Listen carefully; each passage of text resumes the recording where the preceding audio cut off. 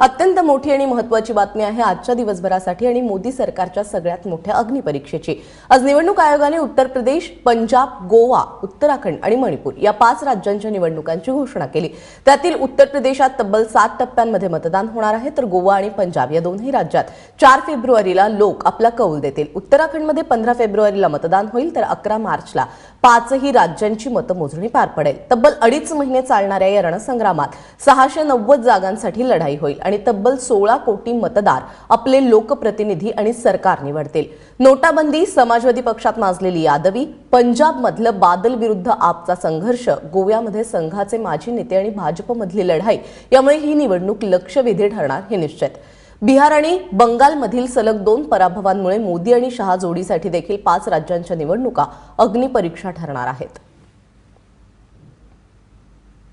उत्तर प्रदेशातील 403 जागांसाठी 7 टप्प्यांमध्ये मतदान होणार आहे।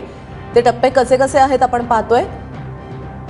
फेब्रुवारी 11, 15, 19, 23 आणि 27 फेब्रुवारी या 5 दिवशी मतदान केलं जाणार आहे उत्तर प्रदेशमध्ये।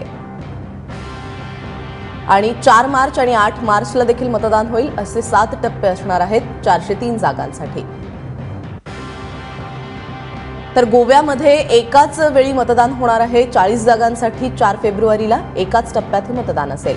पंजाबमध्ये देखील एकाच टप्प्यात 4 फेब्रुवारीला मतदान होईल। 117 जागा आहेत पंजाबमध्ये।